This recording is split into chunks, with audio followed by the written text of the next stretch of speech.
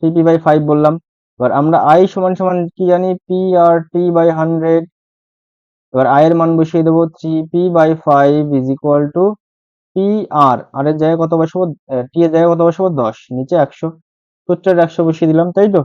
যখনই বসিয়ে দিলাম তখন কাটাকাটি হয়ে গেল, এই p কেটে গেল, 10 দিয়ে ডেকে কাটলাম, তাহলে 10 থাকলো, 5 দিয়ে ডেকে কাটলাম, তাহলে 2 হলো, তাহলে r সমান সমান 3 দুগুণে 6 হবে। তাহলে r এর মান কত হবে, 6%। তারপরের কোশ্চেন, তাহলে এটা অপশন নাম্বার কোনটা হবে, অপশন নাম্বার এ। এই px² plus r is equal two 0 সমীকরণের বীজদ্বয় বাস্তব ও অসমান হলে নিচের কোন সম্পর্কটি সত্য? কোন একটা দ্বিঘাত সমীকরণের বীজদ্বয় বাস্তব ও সমান কখন হয়, বা বাস্তব ও অসমান কখন হয়, যখন b² - 4ac গ্রেটার দেন 0 হয়, তাই তো? তাহলে এটা হচ্ছে দ্বিঘাত সমীকরণ, তাহলে এর মান কত আছে এখানে, এর মান হচ্ছে p, b এর মান এখানে 0 আছে কারণ b x নেই, আর c এর মান কত আছে r, তাই মান বসিয়ে দিলাম, b এর জায়গায় কত বসাবো, 0, তাহলে 0² 4, এর জায়গায় কত বসাবো, p, আর এর c এর জায়গায় কত আছে, r, লেস দেন 0 বা গ্রেটার দেন 0, তাহলে -4pr লেস দেন 0। এবার আমাদের পি আর এর রেসপেক্টে সম্ভবত আনতে হবে, তাহলে এখান থেকে আমরা বলতে পারি উভয় দিকে যদি -4 দিয়ে ভাগ করে দিই, কোনো একটা যদি এটাকে -4pr বাই হচ্ছে -4 দিয়ে ভাগ করে দিই, তাহলে এইটা, এই যে এই জিনিসটা সবসময় উল্টে যায়, তাহলে কি লেস দেন হয়ে যাবে, তাহলে 0 বাই কত হবে, -4, মাইনাস দিয়ে যেহেতু সবাইকে গুণ করছি, তাহলে এটা কেটে গেল, এটা তো 0ই থাকবে, তাহলে পি আর লেস দেন কত হবে, পি আর লেস দেন 0 হবে, তাহলে পি আর লেস দেন 0 হবে এটা অ্যান্সার। তাহলে অপশন নাম্বার ডি হবে এটার অ্যান্সার। তারপর কোশ্চেন, ত্রিভুজ এবিসি এবং ত্রিভুজ পিকিউআর এর সামথিং দেওয়া আছে, তাহলে একটা এবিসি এরকম ত্রিভুজ আঁকি, এটা এ, এটা বি, এটা সি, আর একটা হচ্ছে ত্রিভুজ পিকিউআর, পি এটা কিউ এটা আর। এবার দেওয়া আছে এবি বাই কিউআর, আচ্ছা, এবি বাই হচ্ছে কিউআর, আর একটা দেওয়া আছে BC by PR, BC by হচ্ছে পিআর, আচ্ছা, আর একটা দেওয়া আছে AC by PQ, AC by হচ্ছে পিকিউ। যদি হয় তাহলে কোন দুটো কোণের মান সমান হবে সেটা আমাদেরকে বলতে হবে। আচ্ছা, তাহলে এবি বাই একিউ আছে, এবি বাই হচ্ছে এবি বাই হচ্ছে পিকিউ আছে সম্ভবত, না কিউ আর, এইটা বাই এইটা, তাই তো? তার মানে কি, এই যে একটা বাহু, এর অনুরূপ কোণ হচ্ছে এইটা, আর এই বাহুটার অনুরূপ কোণ হচ্ছে এটা, তাহলে পি এর সাথে সি সমান হবে, তাহলে কোণ পি কোণ সি সমান হবে। আবার দেখো, বিসি বাই পি আর আছে, বিসি হচ্ছে এইটা, এটার অনুরূপ কোণ হচ্ছে এ, তাহলে কোণ এ আছে, আর হচ্ছে পি আর আছে, পি আর মানে হচ্ছে এটা, এটার অনুরূপ কোণ হচ্ছে এটা, তাহলে এ ইজ ইকুয়াল টু কিউ হবে। একই সাথে আর যে দুটো কোণ পড়ে থাকবে সেটা সমান সমান ওইটা হবে। আচ্ছা, তাহলে কোণ বি সমান সমান কোনটা হবে, কোণ আর হবে সম্ভবত, বা দেখতে পাবো অপশনের সাথে কোনটা মিলবে, এ এর সাথে কিউ মিলে যাচ্ছে, তাহলে এটাই হবে এটার অ্যান্সার, এ এর সাথে কিউ মিলে যাচ্ছে, তাহলে কোণ এ সমান সমান কোণ কিউ, এটাই হবে এটার অ্যান্সার। তারপরে কোশ্চেন, 75 ডিগ্রি কোণের সম্পূরক কোণের বৃত্তীয় মান কত হবে? আচ্ছা, সম্পূরক কোণ কাকে বলে, যাদের দুটো দুটো কোণের সমষ্টি 180 ডিগ্রি হয়। এবার একটা কোণ এটা হলে অপর কোণটি কত হবে, 180 ডিগ্রি মাইনাস হচ্ছে 75 ডিগ্রি, তার মানে হচ্ছে 105 ডিগ্রি, 105 ডিগ্রি, তাই তো? 105 ডিগ্রি। এবার আমরা জানি 180 ডিগ্রিতে হয় পাই, বৃত্তীয় মানে 180তে হয় পাই, তাহলে একে কত, 105-এ কত হবে, 105-এ হবে 105 পাই বাই 180 হবে, এটাকে কাটাকাটি করবে, যেটা হবে অ্যান্সার সেটাই, সম্ভবত 5π/12 সম্ভবত কিছু একটা আসবে, এরকম সি অপশন আসবে। দুটি এককেন্দ্রীয় বৃত্তের সাধারণ স্পর্শকের সংখ্যা কত, 0। দুটি এককেন্দ্রীয় বৃত্তের সাধারণ স্পর্শকের সংখ্যা সবসময় 0 হয়। তারপরে কোশ্চেন, যদি n সংখ্যক রাশির যৌগিক গড় x বার হয়, তাহলে x বার হচ্ছে n সংখ্যক রাশির যৌগিক গড়, এবং প্রথম n-1 সংখ্যক রাশিগুলির যোগফল k হলে তবে n তম রাশিটি কি হবে? আচ্ছা, তাহলে x সমান সমান আমরা জানি যে n সংখ্যক রাশির যোগফল, আচ্ছা, আর হচ্ছে প্রথম n-1 সংখ্যক রাশির যোগফল যদি k হয়, আর হচ্ছে লাস্ট যে সংখ্যাটা আছে সেটা ধরলাম পি সামথিং কিছু একটা, সেই সংখ্যাটার সাথে কে যোগ করলাম, বাই নিচে দিয়ে কত দিয়ে ভাগ করব, এন দিয়ে ভাগ করব, তাহলে এন তম রাশিটি কি হবে?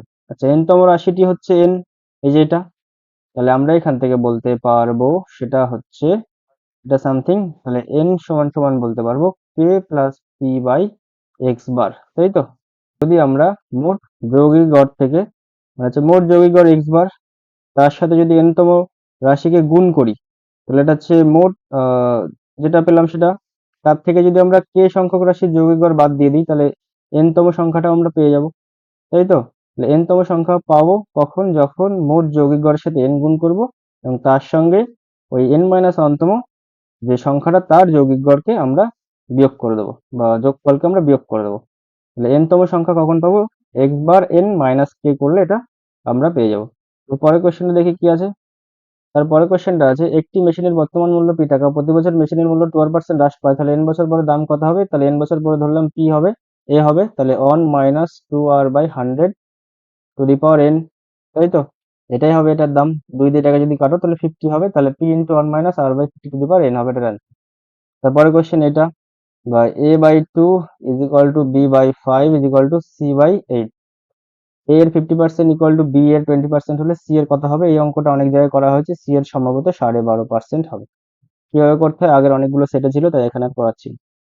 বৃত্তস্থ বর্গক্ষেত্রের কর্ণ বৃত্তের ড্যাশ হবে। বৃত্তস্থ বর্গক্ষেত্রের কর্ণ বৃত্তের ব্যাস হবে, এরকম একটা কর্ণ যেটা বৃত্তের ব্যাস হবে, তাহলে বৃত্তের ব্যাস হবে। তারপরে কি কোশ্চেন আছে, সাইন থিটার সর্বোচ্চ মান কত হবে? এক। সাইন থিটার মান যাই, সাইন থিটার জায়গায় যাই থাক না কেন, থিটার মান, সাইন থিটার সর্বোচ্চ মান 1 হয় আর সর্বনিম্ন মান -1 হয়। যদি sec square theta plus tan square theta, sec square theta plus tan square theta is equal to half হয়, তবে sec to the power 4 minus tan to the power 4 এর মান কত হবে সেটা আমাদের একটু বের করে দেখাতে হবে। এবার আমরা একটা জিনিস বলতে পারি এখান থেকে, সেটা হচ্ছে a square minus b square সূত্র। তাহলে sec square theta minus tan square theta into, এখান থেকে বলতে পারি sec square theta plus tan square theta. এটার মান সবসময় 1 হয়, একের সাথে এটা আছে, এটার মান কত হবে? হাফ। তাহলে এটার মান কত হবে? হাফ। এটার মান কত হবে? হাফ। তারপরে কোশ্চেন, এটা সংখ্যাগুলির গড় 19 হলে x প্লাস y এর মান কত হবে? x প্লাস y এর মান সম্ভবত 19 হবে, এটা করে নিও, এই কোশ্চেনটাও আমি করাচ্ছি না।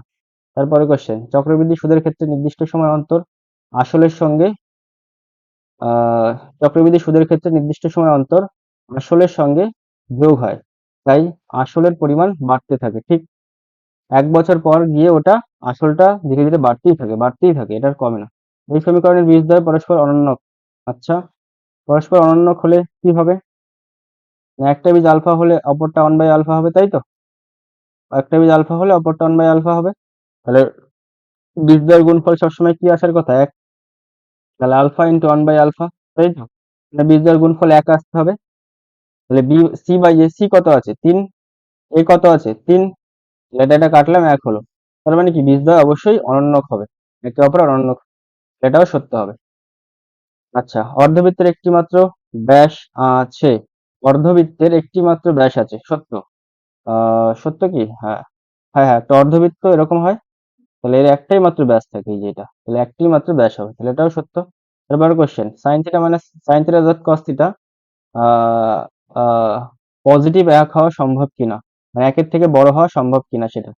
সাইন থিটা কস থিটা গুণ করলাম, এটা 1 এর থেকে বড় হবে কিনা সেটা দেখতে হবে। ধরলাম সাইন থিটার মান ধরলাম 30 ডিগ্রি, তাহলে এটা 1/2 হবে, এটা 1/2 হবে, এটা √3/2 হবে, তাহলে হচ্ছে √3/4 হলো। √3/4 1 এর থেকে ছোট। এবার যত মানই নিই না কেন এটার মান সবসময় ছোটই আসবে 1 এর থেকে। তাহলে যে রিলেশনটা দেওয়া আছে এটা মিথ্যা। কোনো লম্ববৃত্তাকার চোঙের ব্যাসার্ধ অর্ধেক উচ্চতা দ্বিগুণ করলে আয়তন 50% হ্রাস পায়। কোনো লম্ববৃত্তাকার চোঙের ব্যাসার্ধ আর উচ্চতা ধরলাম হচ্ছে তোমার আর আর এইচ, তাহলে এটার যে আয়তন 2πr² হবে, তাই তো? আচ্ছা, এবার কি বলেছে? ব্যাসার্ধ অর্ধেক করলাম, তাহলে r/2 হলো, তাহলে πr/2 তার হোল স্কোয়ার, আর উচ্চতা দ্বিগুণ করলাম মানে 2h হলো, তাহলে এখান থেকে আমরা বলতে পারি πr² h বাই হচ্ছে 2 থাকবে একটা নিচে, মানে 2